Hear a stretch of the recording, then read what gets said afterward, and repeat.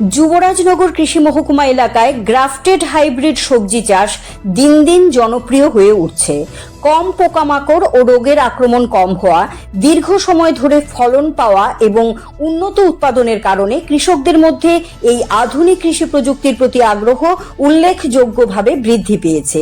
এই ধারাবাহিকতায় যুবরাজনগর গ্রাম পঞ্চায়েতের বাসিন্দা সুভাষচন্দ্র নাথের ছেলে পিঙ্কু নাথ চলতি মরশুমে প্রথমবারের মতো 0.5 হেক্টর জমিতে গ্রাফটেড বেগুন এবং টমেটো চাষ শুরু করেছেন।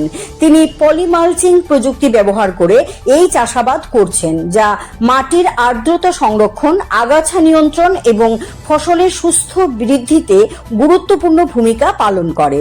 জানা গেছে 2025-26 অর্থ বছরে এলাকার বেশ কয়েকজন কৃষক সফলভাবে গ্রাফটেড সবজি চাষ করে ভালো ফলন এবং লাভ অর্জন করেছেন।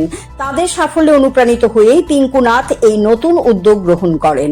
কৃষি বিশেষজ্ঞদের মতে গ্রাফটেড হাইব্রিড সবজি চাষের মাধ্যমে গাছের রোগ প্রতিরোধ ক্ষমতা বৃদ্ধি পায় এবং দীর্ঘ সময় ধরে ফলন পাওয়া যায়। ফলে কৃষকেরা অধিক উৎপাদনের পাশাপাশি অর্থনৈতিকভাবেও লাভবান হচ্ছেন।